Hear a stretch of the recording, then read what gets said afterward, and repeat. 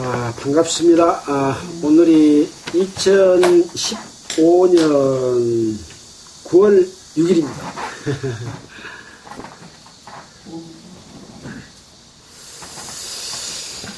자, 예.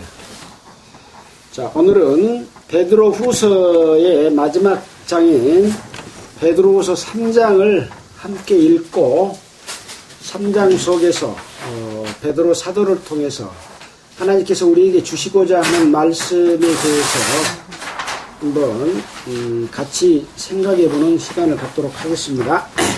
제가 먼저 3장 1절을 읽겠습니다.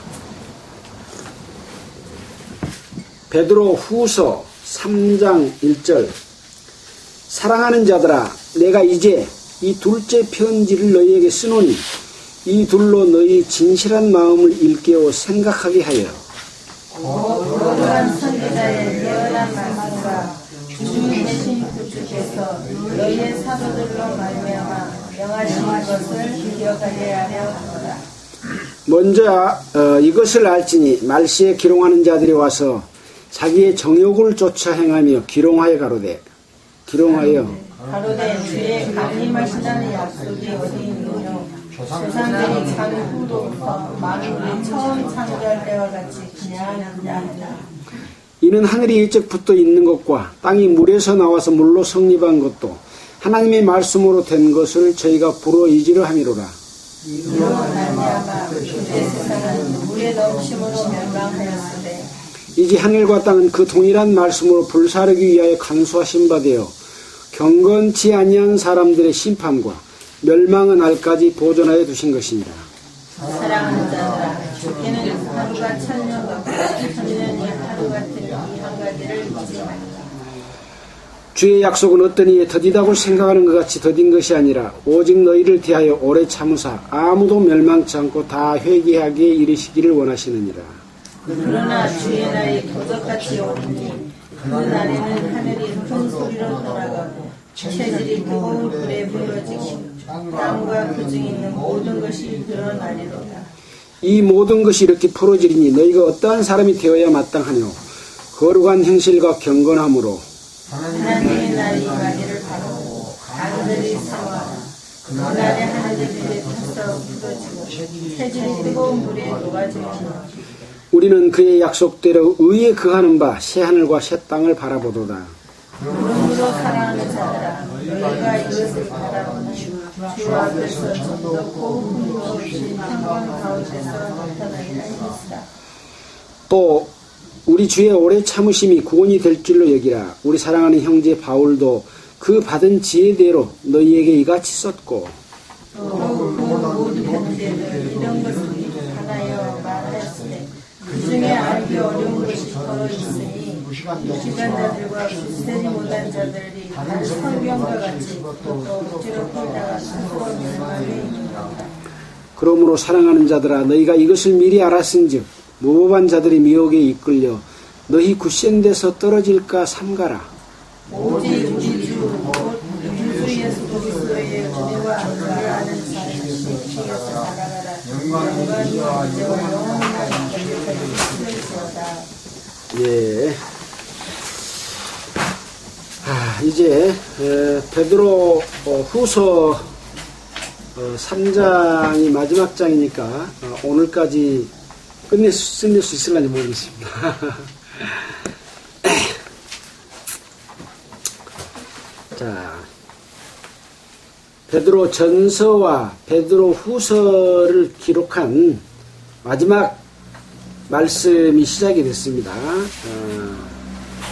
3장 1절에 사랑하는 자들아 이렇게 말씀을 마지막 장에서 시작을 하고 있습니다. 내가 이제 이 둘째 편지를 너희에게 쓰노니 이 둘째 편지는 지금 베드로 전서를 썼고 베드로 후서를 썼기 때문에 두 번째 편지를 쓴다 그 이야기입니다. 이 둘로 그러면 베드로 전서와 베드로 후서로 너희의 진실한 마음을 일깨워 생각하게 하여.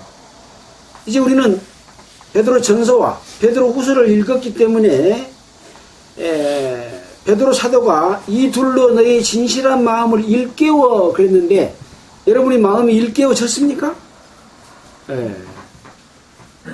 만약에 일깨워지지 않았다면 베드로 전서와 베드로 후서를 다시 읽어봐야 될 겁니다. 그리고 생각해 봐야 될 겁니다. 하나님이 나에게 무엇을 원하시는지, 우리가 하나님의 자녀로서 어떻게 살아야 되는지, 그렇지 않겠습니까? 그래서 하나님께서는 우리에게 말씀을 해주시지만은 그 말씀을 듣고 잊어버리면, 그 말씀대로 행하지 않으면 나와 아무런 상관이 없는 것이죠. 그래서 말씀을 많이 듣는 것이 중요한 것이 아니고 그 한 가지 말씀이라도 올바르게 깨달은 내용을 실천하고 행동에 옮김으로써 그것이 구원받은 하나님의 자녀로서 복음을 전하는 데 유용하고, 또 그렇게 삶으로 인해서 다른 사람들이, 우리를 비방하고자 하는 사람들이 욕하지 못하게 하는, 그것이 우리가 하나님의 말씀에 올바르게 사는 취지라고 우리는 바울 사도를 통해서, 베드로 사도를 통해서 배웠습니다. 시간이 많지 않지만 도대체 우리를 일깨워 주신 말씀이 무엇이었을까라고 한번 생각해 볼 필요는 있겠지요. 자, 베드로전서 1장 4절 보겠습니다. 간단하게 스케치하면서 몇 군데만 보자면 1장 4절에 썩지 않고 더럽지 않고 쇠하지 아니하는 기업을 있게 하시나니 곧 너희를 위하여 하늘에 간직하신 것이라. 너희가 말세에 나타내기로 예비하신 구원을 얻기 위하여 믿음으로 말미암아 하나님의 능력으로 보호하심을 입었나니, 그러므로 너희가 이제 여러 가지 시험을 인하여 잠깐 근심하게 되지 않을 수 없었으나 오히려 크게 기뻐하도다.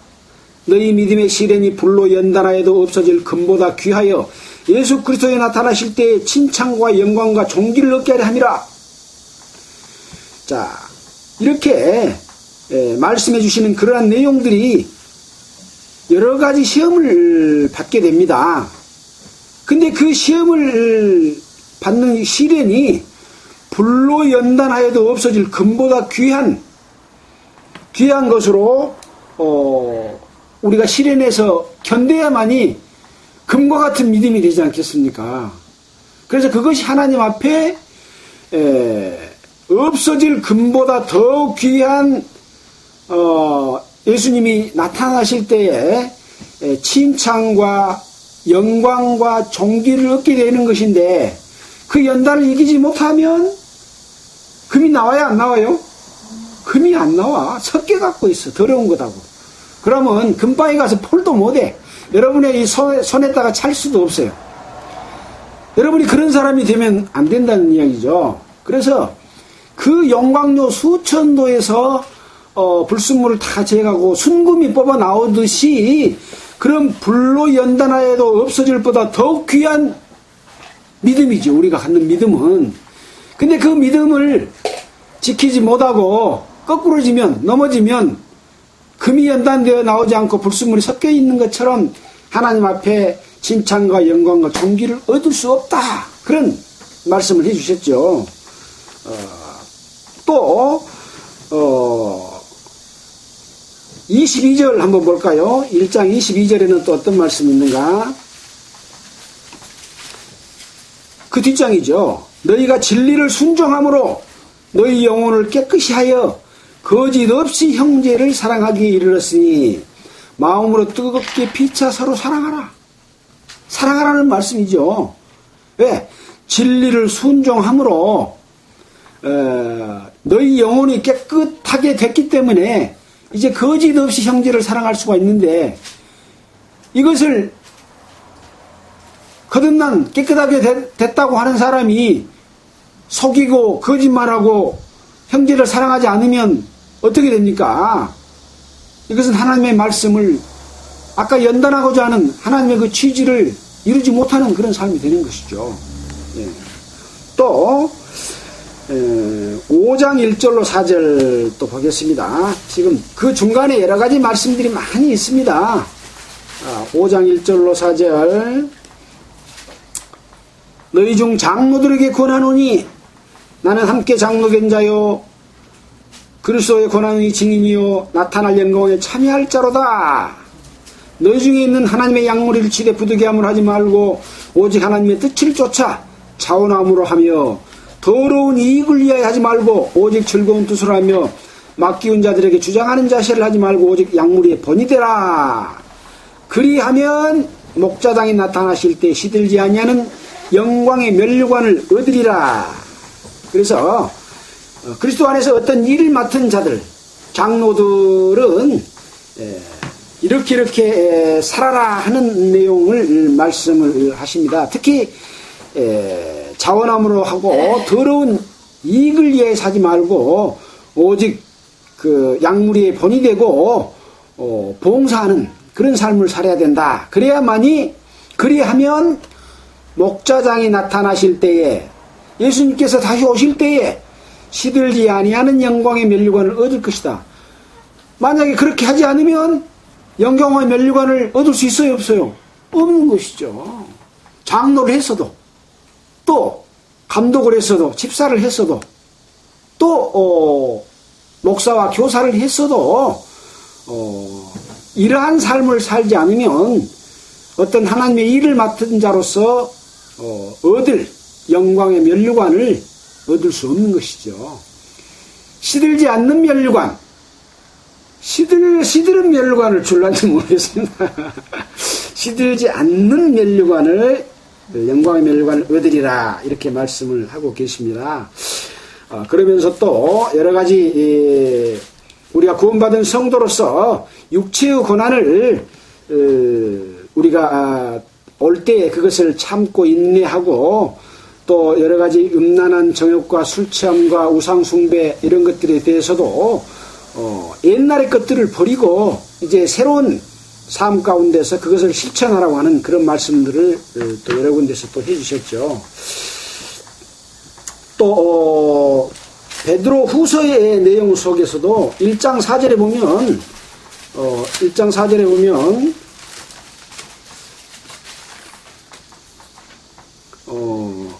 이로써 그 보배롭고 지극히 큰 약속을 우리에게 주사 이 약속으로 말미암아 정욕을 인하여 세상에 썩어질 것을 피하여 신의 성품에 참여하는 자가 되게 하려 하셨으니, 구원받은 성도들은, 하나님의 자녀들은 신의 성품, 하나님의 성품에 참여하는 삶을 살아야 되는 겁니다. 여러분, 하나님의 성품을 가지고 살고 있습니까? 이러므로 너희가 더욱 힘쓰지 않으면 돼요? 힘써야 되는 것들이 있는 거죠. 가만히 있으면 주님께서 다 해주시는 것이 아닙니다. 힘썼을 때 그 마음과 노력을 보시고 예수 그리스도께서 우리를 통해서 일을 이루어 주시는 것이죠. 힘써 너희 믿음의 덕의 지식을 지식의 철제를 철제의 인내를 인내의 경건을 경건의 형제의 우애를 형제의 우애의 사랑을 공급하라. 믿음이 없으면 어떻게 믿음의 예수 그리스도의 덕을 나타낼 수가 있겠습니까? 그 다음에 지식이 있게 되면 알고 나면 그것을 실천해야 되니까 절제, 참는 것이 필요하겠죠.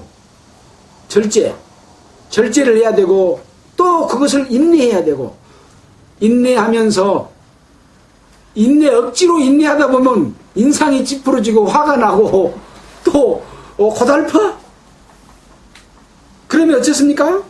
경건한 마음이 내 속에서 없어져 버리잖아요. 그 인내의 경건한 마음, 누구 앞에서 경건한 마음이요? 하나님 앞에서 경건한 마음, 또 하나님의 영이 계시는 성도들 앞에서 경건한 그러한 삶이 나타나야 된다는 거죠. 예. 경건의 형제의 우애를, 이런 경건이 없는데 어떻게 형제에게 우애를 나타낼 수가 있겠냐는 거죠. 그 전에 한 것은 뭡니까? 억지로 하는 거예요. 근데 경건이 내 몸속에서 이루어지면 진실한 마음과 행동으로서 그 경건이 나타나게 된다. 그래서 단계적으로 이렇게 말씀해 주고 계십니다. 그래서 그 다음에 형제의 우애에 사랑을 공급하게 하라. 이런 것이 너희에게 있어 흡족한 즉 우리 주 예수 그리스도를 알게 게으르지 않고 열매 없는 자가 되지 않게 하려니와. 이런 것이 있어 흡수하고 앉아 어쩐다고요? 열매 없는 자가 되지 않는다. 열매는 무슨 열매입니까? 하나님이 우리에게 주신 성령으로 말미암아 우리가 사는 삶이기 때문에 성령의 열매가 맺어지는 것이죠. 그 열매 가운데는 이제 우리에게 주실 영광과 약속과 기업과 시들지 아니하는 멸관을 우리에게 주시는 그것까지가 포함이 됐겠죠. 당연히 됐겠죠. 이런 것이 있은즉 그렇다 그 말입니다.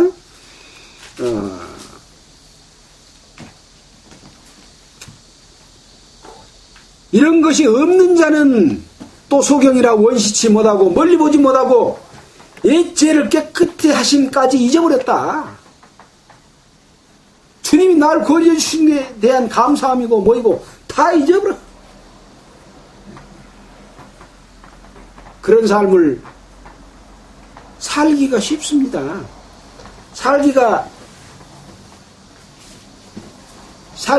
바르게 살기가 쉬우면 굳이 베드로후서에 있다 그런 말 쓸 필요 없겠죠. 자, 10절입니다. 그러므로 형제들아 더욱 힘써 너희의 부르심과 택하심을 굳게 하라.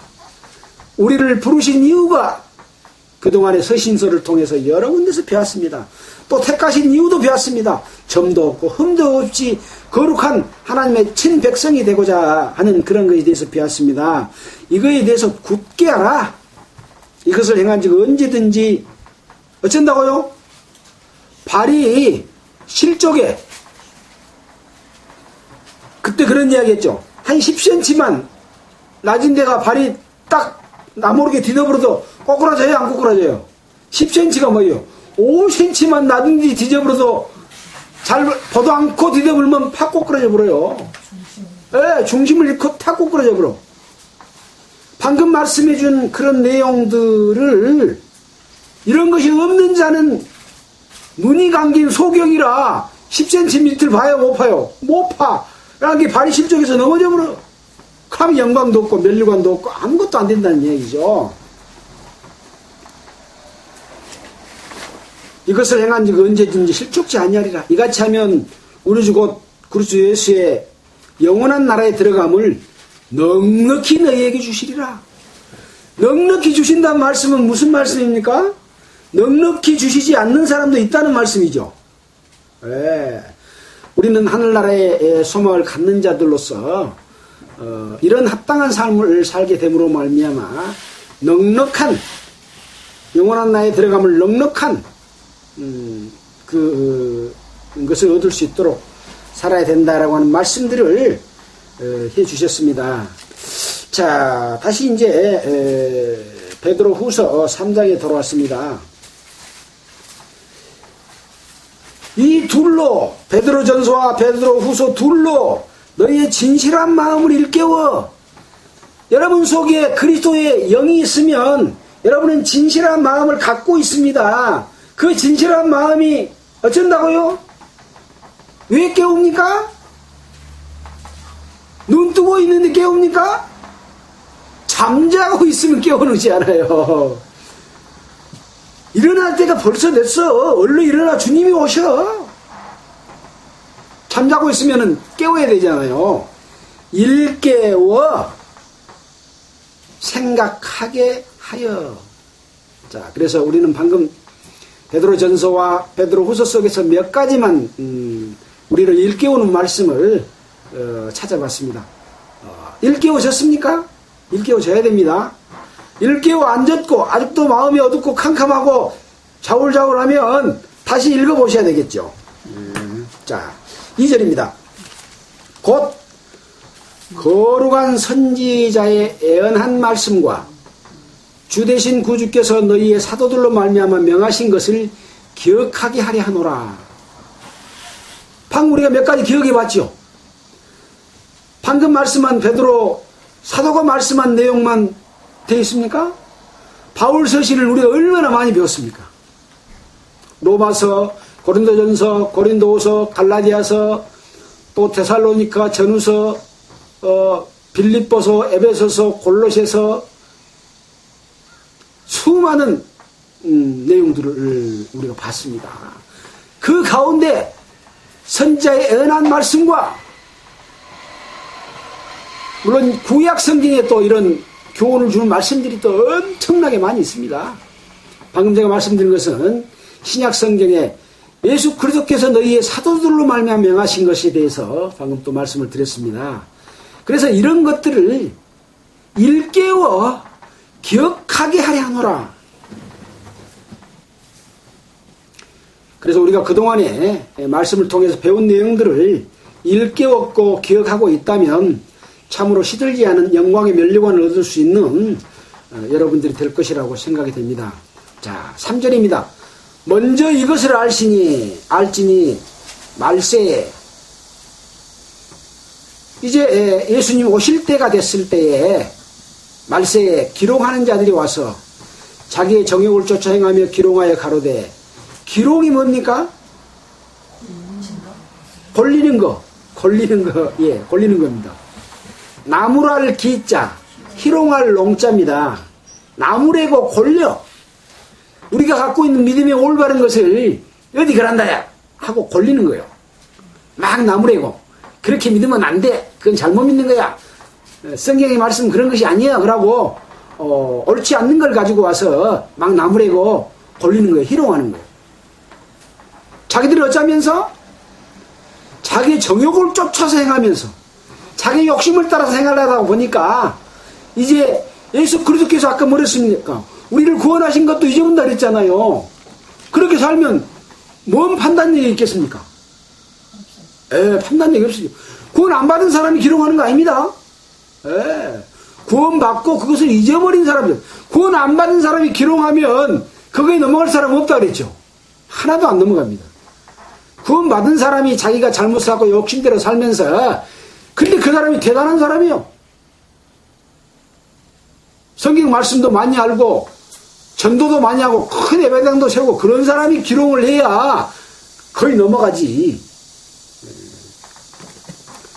그래서 자기의 욕심을 쫓아서 살면 판단력도 없어지고 아까 그랬죠. 그렇게 하면 깨달아서 알게 된다고 아까 우리가 읽은 말씀 가운데서 있었잖아요. 그렇지 않으면 깨달아지지 못하기 때문에 더 이상을 알지 못하고 옛날 것도 잊어버리는 거죠. 그러면서 신제는 주의 강림하신다는 약속이 어디 있느냐? 조상들이 산 후부터 만물이 처음 창조할 때와 같이 그냥 있다니. 지금 주의 강림하신다는 약속이 어디 있냐? 그렇게 말할 사람은 별로 없지 않을까요? 그때 당시에는 초창기 때에는 주의 재림을 믿지 않는 사람들이 많이 있었습니다. 시대의 차이야 있겠지만은 그러나 올바른 믿음 가운데서 있는 것과 믿지 않는 가운데서 있을 때는 그런 그 잘못된 것들을 받아들이고 믿어지는 경향들이 있는 것이죠. 그래서 예수님께서 이 땅에 오셨을 때 마지막 때에 대해서 말씀하면서 여러 가지 그 징조들을 이야기했어요. 근데 조상들이 잔 후부터 만물이 처음부터 창조할 때까지 그냥 있다라고 말하면서 이는 하늘이 이쪽 붙어 있는 것과 땅이 물에서 나와서 물로 성립한 것도 하나님의 말씀으로 된 것을 저희가 불어의지로 함이로라. 불어의지로 한단 말은 뭔 말이에요? 몰라서 있는 거예요? 알고도 잊어보려고 하는 거예요? 불어의지로 함이란 말은 뻔히 알면서 불어 잊어보려고 기억 속에서 지워보려고 억지 말을 하는 거예요. 주님이 뭐에 온다야? 당 멀었어. 올라면 그렇게 이야기하는 거죠. 봐라. 옛날부터 지금까지 지금 세상이 그대로 있지 않냐? 변한 게 뭐가 있냐? 근데 뭐 주님이 와야 주의 강림이 당 멀었다. 또 올지 안 올지도 모르겠다. 이렇게까지 이제 막 변질이 되는 거죠. 뭐 때문에 그래요? 자기의 정욕을 쫓아 행하면서 그런 겁니다. 정욕을 쫓아. 자, 불어 이러함이로라. 이로 말미암아 그때 세상은 물에 넘침으로 멸망하시되 이제 하늘과 땅은 그 동일한 말씀으로 불사르기에 간수하신 바 되어 경건치 아니한 사람들의 심판과 멸망의 날까지 보존하여 두신 것이라. 이런 일이 있기 때문에 이제 6절에서는 베드로 사도가 이 베드로 후서를 읽는 자들에게 말씀해 주신 내용이죠. 이로 말미암아 그때 세상은 물의 넘침으로 말미암아 멸망하였으되, 노아 홍수 시대에 많은 사람들이 하나님을 떠나 자기의 욕심에 이끌려 방탕한 삶을 살았지 않습니까? 또 천사들도 자기 위치를 떠나서 잘못된 그런 범죄를 저지르고, 그러므로 말미암아 물에 넘침으로 말미암아서 한번 멸망을 당한 적이 있다. 그것은 성경의 역사적 사실로서 이미 증명된 노아와 홍수 사건들이지요. 되었으되 이제는 뭐요?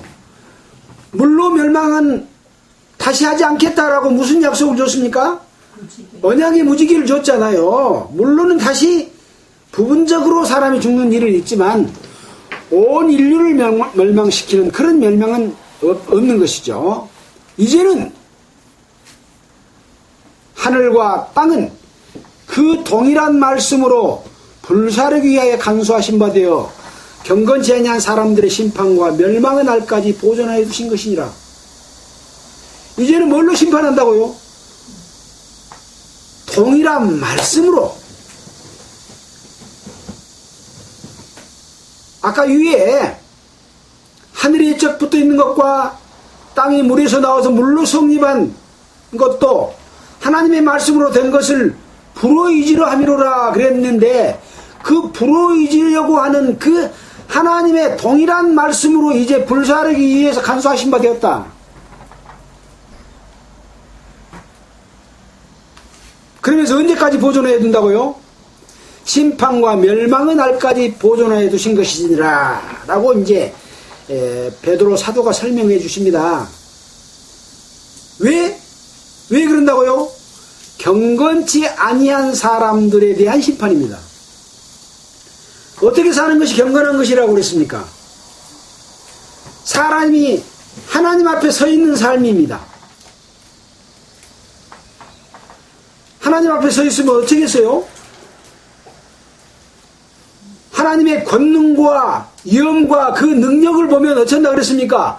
두려운 마음이 생기고, 하나님을 직접 보면 거꾸로 져서 엎드러지고 그 위엄과 권능 앞에 감히 설 수가 없고 볼 수도 없는 상황이다니까요. 그 앞에서 사는 삶이 죄짓고 서로 사랑하지 않고 그리스도 안에서 하나 되지 않고 예수 이름으로 장사하고 팔아먹고 가람누자처럼 예수를 팔고 그런 일을 할 수가 있습니까?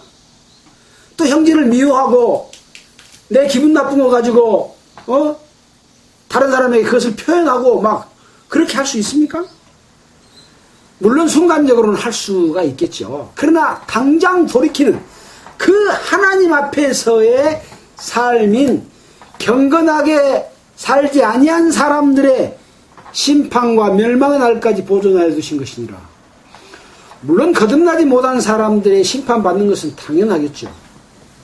그들은 영원한 멸망의 구렁텅이까지 지옥의 멸하는 심판을 받겠지만은, 구원받은 성도들에게 지금 하신 말씀으로 봤을 때 구원받은 성도들에 관한 부분에 관해서 우리가 많은 부분들을 공부했잖아요. 그래서 참으로 하나님의 손에 하나님의 복음을 깨달고 알고 그 비침과 은혜를 맛보고 타락한 자들에게는 다시 속지 않은 제사가 없고 맹렬한 불만이 있을 것이다. 그런 두려움, 그것이 성도들의 심판이죠. 멸망의 날까지 보존해 두신 것이다. 아까 뭐라 했습니까? 사랑하는 자들아 그러면서 말했잖아요. 또 여기 8절에 사랑하는 자들아 주께는 하루가 천년 같고 천년이 하루 같은 이 한 가지를 잊지 말라. 주의 약속은 어떤 이에 더디다고 생각하는 같이 더딘 것이 아니라 오직 너희를 대하여 오래 참으사 아무도 멸망치 않고 다 회개하게 이르기를 원하시느니라. 그러니까 아까 자기의 정욕대로 행한다는 사람들이 가로되 주의 강림하신다는 약속이 어디 있냐? 옛날부터 만물이 지금까지 있고 땅이 물에서 나와서 물로 성립한 것도 하나님의 말씀이 된 것도 불어 알면서도 억지로 어거지로 잊어보려고 말하는 그것은 뭐냐? 여기서 방금 말씀하신 것처럼 주의 강림하신다는 약속이 어디가 있냐 하고 말하고 또 약속은 어떤 이에 더디다고 생각하는 것이 더딘 것이 아니다. 지금 그 이유는 뭐냐? 오직 너희를 대하여 누구를 대하여? 누구요? 사랑하는 자들아 너희를 대하여 그 말이죠. 여기 지금 느닷없이 하나님도 모르고 예수님도 모르고 구원받은 우리 가운데 있고 이 편지 읽어보도 안 할 사람들에게 너희를 대하여 라고 말합니까? 그럼 미친 사람이 어디가 있어요? 너희 사랑하는 자들아 너희를 대하여 오래 참으사. 왜 오래 참을까요? 하나님의 자녀로 택함을 입고 구원함을 얻었는데 그렇게 살지 않는 사람들에게 오래 참으사 회개하기에 자복하기에 다시 돌이키기에 하기 위해서 참고 계시고 기다리고 계신다. 아무도 멸망치 않는다. 이 멸망이라고 하는 단어는 꼭 지옥 간다는 말씀만이 멸망이 아니고 죄 가운데서 저버리는 삶도 멸망의 삶이라고 이야기합니다. 죄의 삭은 사망이고 하나님께서 우리에게 주시는 그 영광과 기업과 은혜를 잃어버리기 때문에 그렇습니다. 그것이 멸망이지 않습니까? 구원받은 성도들의 멸망은 무엇입니까? 지옥 가는 겁니까? 그렇지 않습니다. 하나님의 자녀는 지옥 가고 싶어도 못 갑니다. 그러나 그런 은혜를 알고 깨달은 사람이 잘못 사는 것은 알지 못하는 것보다 더 못하다 그러고 지난주에 배웠잖아요. 자, 세상의 더러움을 피한 후에 다시 그 중에 얽매이고 지면 그 나중 형편이 처음보다 더 심하리니 의의 도를 한 후에 받은 거룩한 명령을 저버리는 것보다 알지 못하는 것이 나으니라 할 정도로 그렇게 무서운 하나님의 심판과 멸망이 있다는 거죠. 근데 그것을 그냥 대수롭게 생각하고 우리 아버지인데 설마 나를 혼내겠느냐? 그러면 안 되겠죠. 자,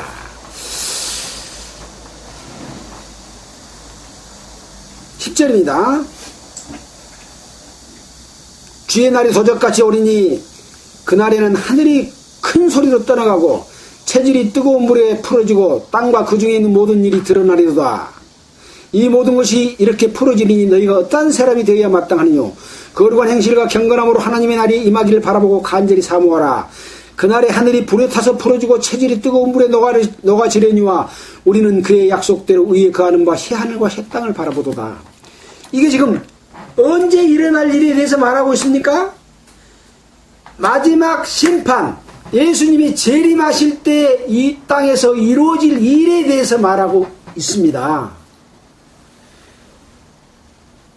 그러나 그 날이 도적같이 오리니 예수님께서 오시는데 그 날이 오는데 도적같이 온대요. 왜 그러겠습니까? 예수님 우리한테 오실 약속을 안 해줘서 도적같이 옵니까?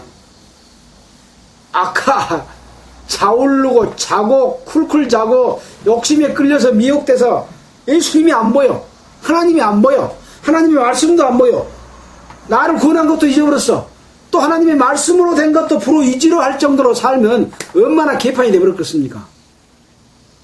그렇기 때문에 도적같이, 그런 사람들에게는 도적같이 옵니다. 그래서 이 마지막 때에 예수님이 임하실 때에 어떤 사람에게는 도적같이 오고 어떤 사람에게는 다 알려준 말씀과 시대의 징조를 보고 준비해서 예수님을 기다리는 사람이 있습니다. 그런 사람들에게는 도적같이 옵니까? 알고 있으면 도적같이 와요? 결혼 날짜를 잡아놨어요. 물론 여기 날짜는, 예수님 오실 날짜는 안 알려줬습니다. 징조만 알려줬습니다.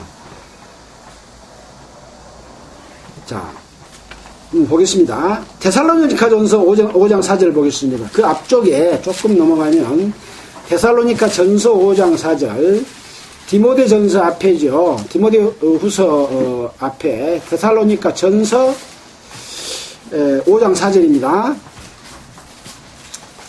제가 말씀에서 도적같이 안 온 사람도 있다고 하는 제 말이 아니라 우리가 배웠던 내용입니다.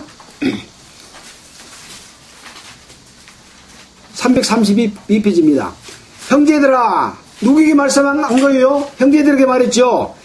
때와 시기에 관하여는 너희에게 쓸 것이 없음은 주의 날이 밤에 도적같이 이룰 줄을 너희 자신이 자세히 알미라.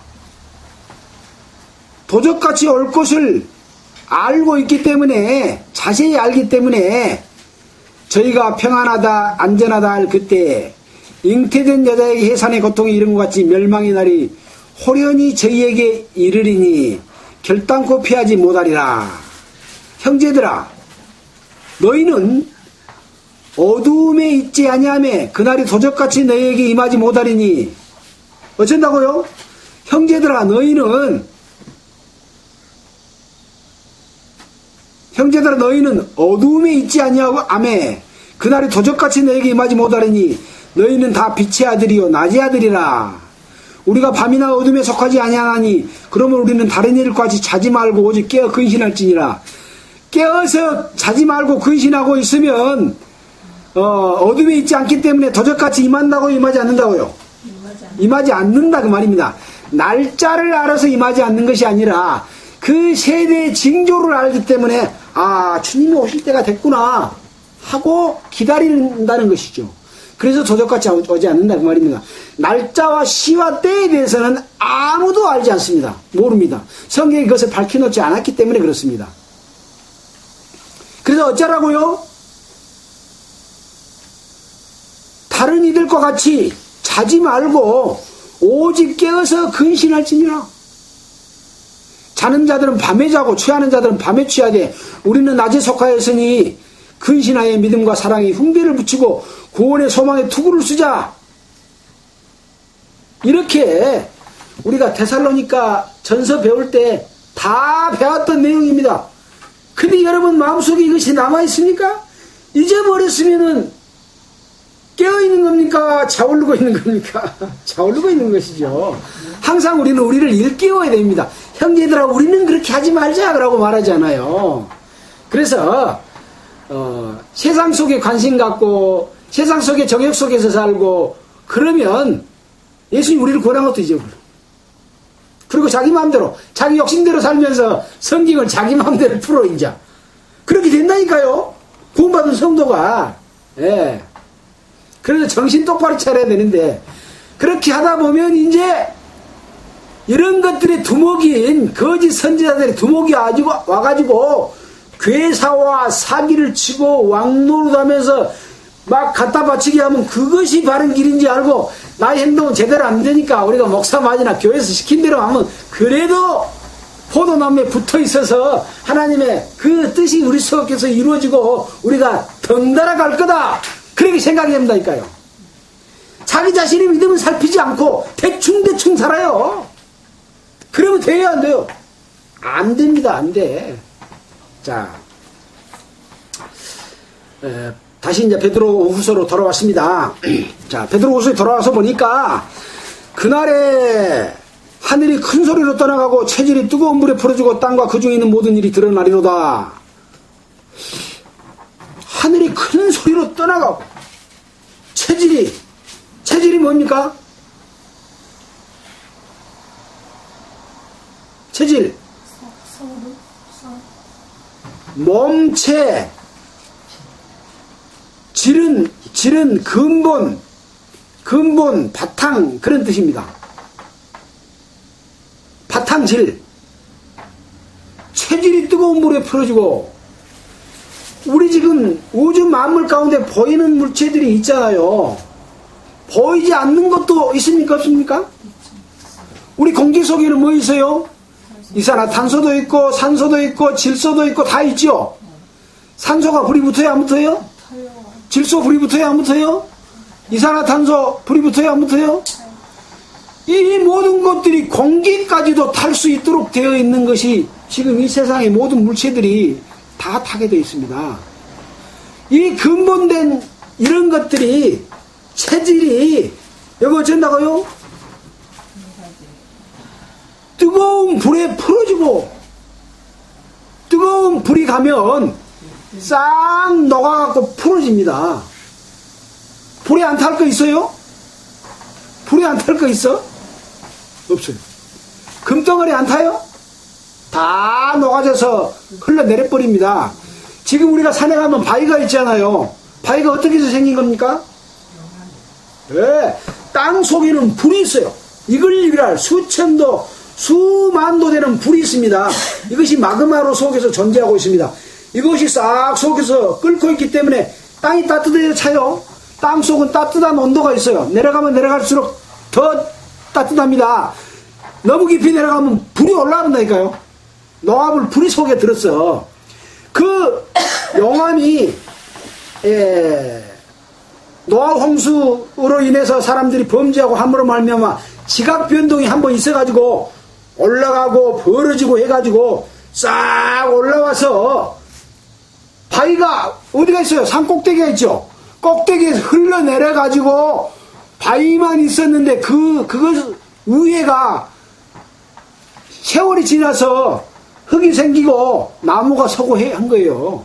그것이 점점 더 내려와가지고 평평한 데는 흙이 많이 쌓여 있어요. 지금도 그런 현상은 계속 이루어지고 있습니다. 불이 안 탈 것이 아무것도 없어요. 자, 풀어지니 너희가 어떠한 사람이 되어 마땅하느뇨. 거룩한 행실과 경건함으로 하나님의 나임이 일하기를 바라보고 간절히 사모하라. 그래서 우리는 예수님이 오실 것을 바라보고 간절히 사모하게 되면 어떤 죄와 유혹과 나의 육신적인 그런 잘못된 삶 속에서 살지 않게 되는 것이죠. 그것을 사모하는 사람이 그 육신대로 사라지겠습니까? 예. 잊어버리면 금방 잊어버리면 그렇게 돼버려요. 금방. 여기서 나가면 그냥 금방 몇 초 안에 그렇게 된다니까요. 예. 그래서 항상 말씀이 우리 마음판에 새겨졌을 때 그 말씀으로 그 유혹들을 물리치고 경건하고 거룩한 삶을 살게 되는 것이죠. 이거 그러라고 그러지 않습니까? 예. 거룩한 행실과 경건함으로 하나님의 나라에 임하기를 바라보고 간절히 사모하라. 사모하라. 예. 그렇게 답변해야죠. 사모하라. 그러면 그날의 하늘이 불에 타서 풀어지고 체질이 뜨거운 불에 녹아지려니와 우리는 그의 약속대로 의에 거하는 바 새하늘과 새 땅을 바라보도다. 체질이 다 풀어지고 녹아지고 아까 뭐라 그랬습니까? 하늘이 큰 소리로 떠나가고 그래서 우리가 살고 있는 이 지구와 이런 것들이 한번 종이춤 말리는 것처럼 싹 사라지고 새로운 새하늘과 새 땅이 우리에게 예비되어 있습니다. 물론 천년왕국이 있고 천년왕국 이후에 영원한 거룩한 성 예루살렘이라고 지금 계시록에 되어 있습니다. 자, 계시록 한번 보고 넘어가죠. 계시록 21장 1절 한번 보겠습니다. 계시록 21장 1절.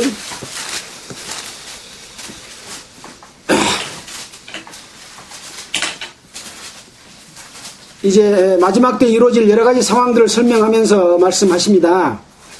21장 1절. 또 내가 새 하늘과 새 땅을 보니 처음 하늘과 처음 땅이 없어졌고 바다도 다시 있지 않더라. 또 내가 보매 거룩한 성 새 예루살렘이 하나님께로부터 하늘에서 내려오니 그 예배한 것이 신부가 남편을 위하여 단장한 것 같더라 하면서 4절에 보면 모든 눈물을 그 눈에서 씻기면 다시 사망이 없고 애통하는 것이나 곡하는 것이나 아픈 것이 다시 있지 아니하니 처음 것들이 다 지나갔습니다 라고 말씀을 하시고 또 이제 9절부터 보면 거룩한 성 새 예루살렘에 대해서 예루살렘이 어떻게 생겼다 하는 내용들을 쫙 설명해 주고 있습니다. 이런 것들을 우리에게 예비해 주고 있는데 사람들이 이걸 안 믿는 사람이 얼마나 많은지 압니까? 이 땅에가 천국이 이루어진다, 영원한 나라가 이루어진다, 이 땅은 없어지지 않는다, 그렇게 생각하는 사람이 많지 않아요? 많이 있습니다. 예수 믿는다고 하는 사람들도 많이 있고 그 이단 교리를 이야기하는 사람들도 많이 있고 많이 있습니다. 지금요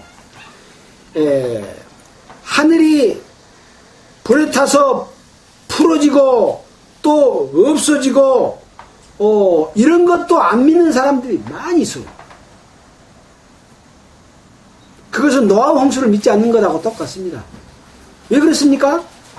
노아와 홍수 때도 그 동일한 말씀으로 된 것을 저희가 불의지람이라 그랬잖아요. 또 앞으로 될 것도 그 동일한 말씀으로 어쩐다고요? 불사르기 위해서 간수하신 바 되었다. 근데 그런 불로 멸망할 일은 없어. 그렇게 생각하는 사람들이 많이 있다니까요.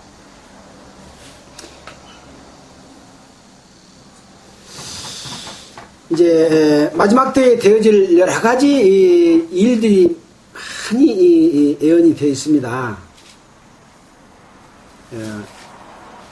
먼저는 어디가 되어 있습니까? 구약 성경 가운데서 마지막 때에 되어질 일들이 많이 예언이 되어 있습니다. 에레미야서나 또는 에스겔서나 또 여러 가지 구약 성경에 예언되어 있는 마지막 때에 되어질 여러 가지 상황들이 있습니다. 또 신약 성경에서도 예수님께서 이 땅에 오셔가지고 마지막 때에 되어질 일을 이야기했습니까? 안 했습니까? 자, 예수님께서 예루살렘 성전에 들어갔다가 이렇게 나오실 때 예수님의 제자들이 성전 건물을 가리켜 보이면서 성전이 아름다운 미석으로 꾸며졌으니까 좀 자랑스럽게 이야기를 했어요. 한번 볼까요? 누가복음 21장을 한번 보겠습니다. 누가복음 21장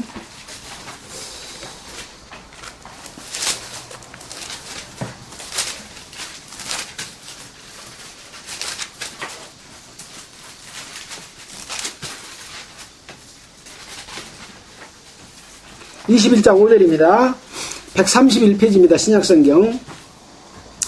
어떤 사람들이 성전을 가리켜 그 미석과 헌물로 꾸민 것을 말하며 예수께서 가라사대 너희 보는 이것들이 날이 이르면 돌 하나도 돌 위에 남지 않고 다 무너뜨리우리라.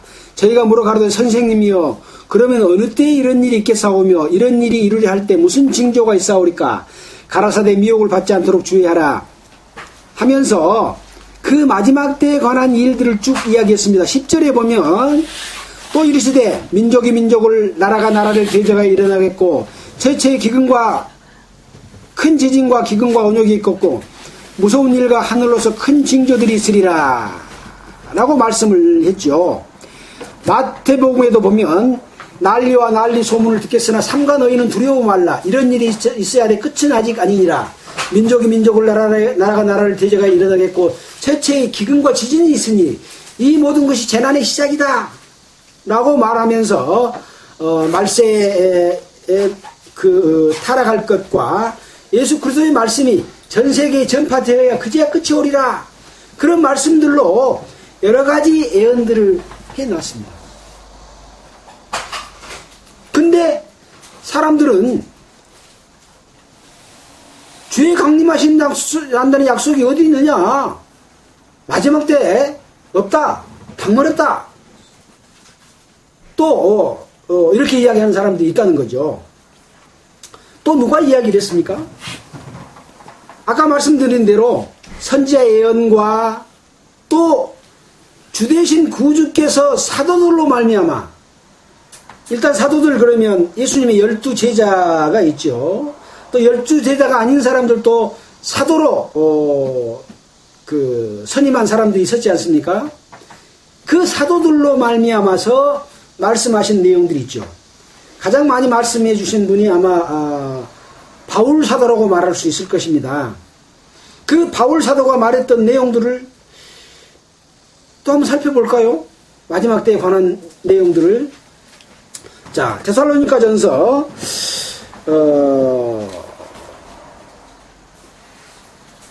5장 2절을 한번 보겠습니다. 데살로니가 전서 5장 2절.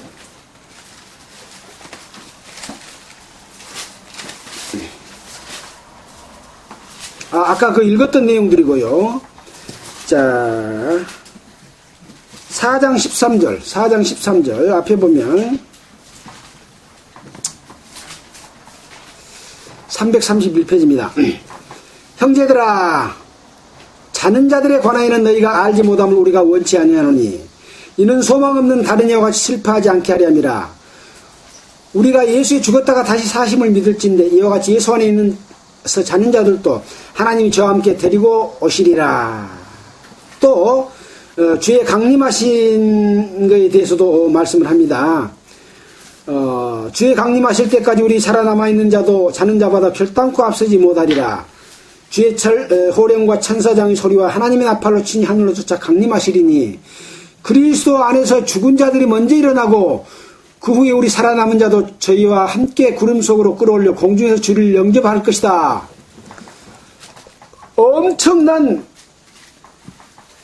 마지막 때에 일어날 일들에 대해서 이야기하고 있지 않습니까? 예수 안에서 자는 자들도 하나님이 함께 데리고, 예수님이 함께 데리고 온대요. 재림할 때. 또 우리 살아남은 자도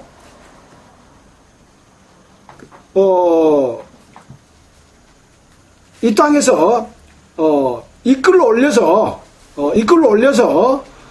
공중에서 주를 영접하게 된다.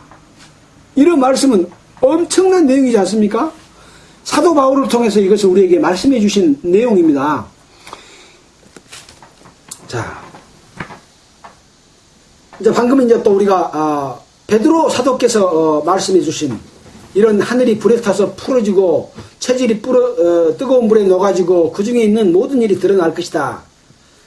근데 이런 내용들을 또 마지막 때에 배도하는 일이 일어나고 또 계시록에 보면 666 표를 받고 표를 받지 못한 자들은 매매하지 못하게 된다. 이런 내용들을 성경의 말씀 그대로 믿지 않고 다르게 풀어갖고 그것은 그런 게 아니다라고 믿고 있는 사람들이 상당히 많이 있어요. 물론 이 부분에 대해서도 좀 더 많은 부분들을 연구하고 지금 인터넷상에 보면 마지막 때에 이루어질 그 마지막 때의 징조에 대해서 컴퓨터에 엄청난 내용들이 수록이 되어 있습니다. 그 중에는 올바른 정보도 있고 올바르지 않는 정보도 있습니다. 그런 내용들을 종합해서 정리하고 성경 말씀을 통해서 구약과 신약과 방금 그 사도들이 예언해놓은 내용들을 종합적으로 정리해서 한번 우리가 공부를 해야 될 걸로 생각이 됩니다. 물론 쉽지 않겠죠. 그래서 물론 마지막 때에 이루어질 징조를 정확히 몰라도 우리가 경건하게 사는 것에 대해서 올바르게 살면 우리에게 해당이 됩니까? 안 됩니까? 아무 상관이 없습니다. 그러나 그런 것들로 인해서 서로 다르게 생각함으로 인해서 구원받은 성도들이 마음이 나뉘어지면 그것은 큰 잘못된 것이죠.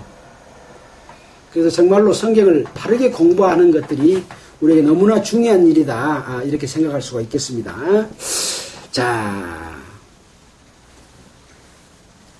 그래서 우리는 새하늘과 새 땅을 바라보는 것도 반드시 우리가 살 곳이 예비되어 있다는 것을 믿습니다. 14절입니다. 그러므로 사랑하는 자들은 너희가 이것을 바라보나니 주 앞에서 점도 없고 흠도 없이 평강 가운데 나타나기를 힘쓰라. 지금 사도 바울을 통해서 베드로 사도를 통해서 우리에게 주신 말씀은 뭐라 그랬습니까? 구원받은 성도들이 가장 중요한 건 뭐라 그랬습니까? 점도 없고 흠도 없이 거룩한 주님의 지체 가운데 함께 참여하는 거라고 얼마나 많이 강조하면서 이야기했습니까? 결국은 이겁니다. 이렇게 사는 겁니다. 근데 그렇게 살지 않는 사람이 대부분이지 않습니까? 그리스도 안에서 하나 된 것이 무엇인지 모릅니다. 교회가 무엇인지 모릅니다. 우리가 해야 될 일이 무엇인지를 모릅니다. 성도들을 나눕니다. 예수 그리스도를 전한다고 하면서 그 전한 것을 자기의 먹고 사는 수단으로 삼고 있습니다. 주님이 주신 것을 자기의 권력으로 씁니다. 선지자들은, 제사장들은 하나님의 권능으로 말해야 될 텐데 자기의 권력으로 다스리니 그 백성들은 그것을 좋아하니 기괴한 일이 있도다. 그렇지 않습니까? 그러한 기괴한 일들이 일어나고 있는 겁니다. 구원의 복음이 전해진 이후에 주님의 몸된 교회의 지체들이 잘못된 믿음과 삶을 사람들이 너무나 많기 때문에 서신서들을 다 우리에게 줬고 바르게 살도록 하는 교훈들을 우리는 너무나 많이 공부했습니다.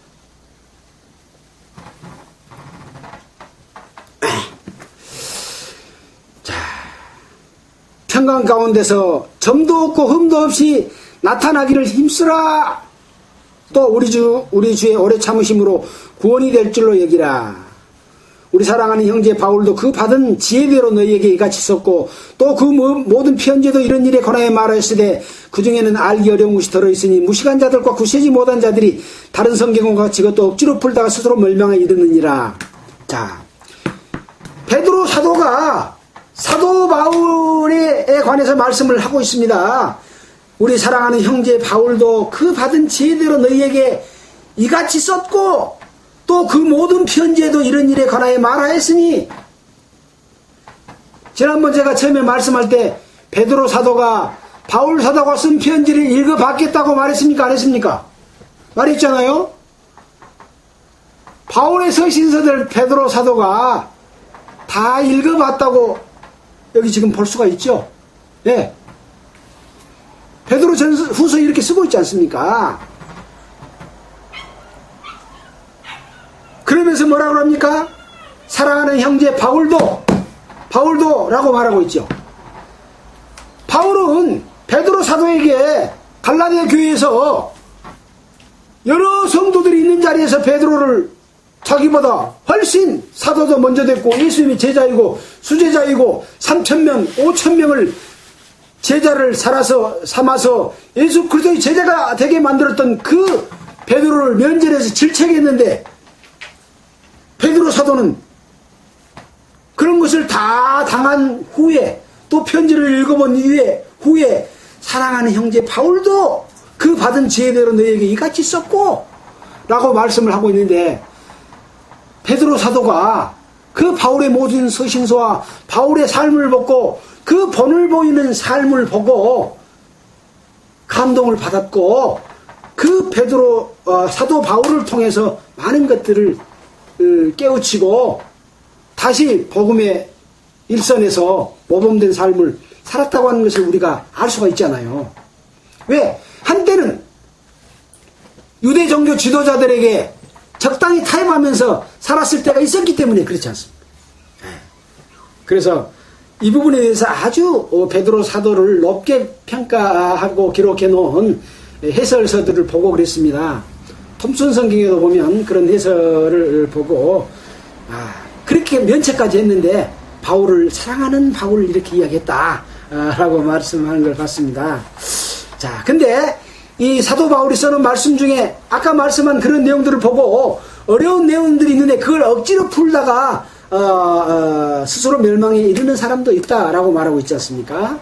자,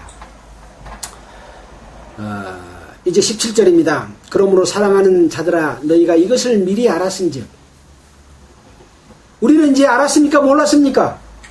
예. 바울 서신도 읽어봤고 베드로 서신도 읽어봤고 다 읽어봤기 때문에 이것을 미리 알았은즉 무법한 자들의 미혹에, 여기 무법한 자들이라고 하는 말은 사간자들,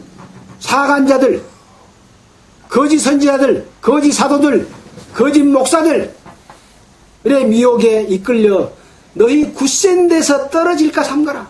굳센 데서 떨어진다고 하는 것은 무엇입니까? 예수 그리스도를 통해서 믿음을 통해서 갖고 있는 또 우리에게 바른 교훈을 주면서 행하고 있는 그런 데서 떨어질까 삼가라. 오직 우리 주 곧 구주 예수 그리스도의 은혜와 저를 아는 지식에서 자라가라. 영광이 이제와 영원한 날까지 저에게 있을지어다. 그래서 베드로 후서를 통해서 이제 마지막 때에 이루어질 그런 일들에 관해서 경계의 말씀으로 우리에게 또 주셨습니다. 항상 우리는 하나님 앞에 서 있는 그 거룩하고 경건한 마음의 자세를 가지고 살지 않으면 항상 넘어지고 실족하게 되는 그런 것이고 점도 없고 흠도 없는 지체로 되기를 원하면서 미혹받는 것은 누구에게 미혹받아요? 마귀에게 미혹받는데 마귀의 도구가 누구요? 예수 그리스도의 진리를 깨달은 자들이 배도하고 마귀의 그 유혹에 넘어가서 변질된 그런 자들에게 미혹돼서 결국은 함께 멸망당할 것을 조심하라. 그런 취지로 기록해 주시는 말씀입니다. 자, 오늘은 시간이 많이 지났기 때문에 여기서 마치도록 하겠습니다. 기도하겠습니다. 하나님 아버지 감사드립니다. 베드로 전후서를 통해서 우리에게 교훈해 주시는 말씀 가운데서 참으로 많은 하나님의 권능과 위엄과 능력과 우리에게 사랑의 말씀으로 주신 말씀들을 우리가 듣고 읽고 깨달았습니다. 이 마음을 항상 우리 속에 간직하고 주님 오실 때까지 점도 없고 흠도 없는 거룩한 지체로서 살아갈 수 있도록 우리를 지켜주시기를 원합니다. 항상 우리는 육신을 가지고 있기 때문에 자칫 잘못하면 넘어지고 주님의 사랑과 은혜를 잊어버리고 하나님 앞에 서 있다고 하는 것을 잊어버리고 살 때가 너무나 많습니다. 주님이여 우리를 긍휼히 여겨주시옵시고 주님의 사랑 가운데서 우리를 일깨워 주시옵소서. 그리하여 항상 주님 앞에 서 있는 것처럼 경건한 삶을 살도록 도와주시기를 원합니다. 우리 가운데 혹 실족한 사람이 있습니까? 주님이여 붙들어 주시고 일깨워 주시기를 간절히 원합니다. 또 한국에 구원받은 많은 형제 자매들이 있습니다. 그러나 교파의 잘못된 교리 속에서 거짓 사도들 가운데 낑낑대고 있는 사람들이 너무나 많습니다. 그들을 풀어주시고 참으로 주님이 원하시는 마지막 때 우리가 주님을 맞이할 그 거룩한 지체 가운데서 그리스도 안에서 하나 될 수 있도록 주님이 도와주시기를 원하면서 우리를 보내주신 예수님의 이름으로 기도하였습니다. 아멘. 자, 찬송가 265장 하겠습니다.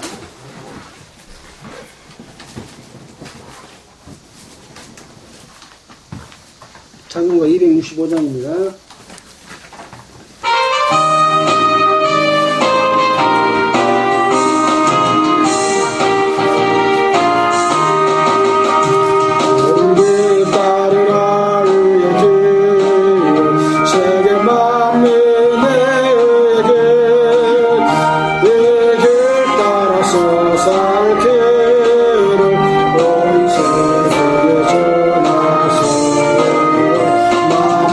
소리 나갈게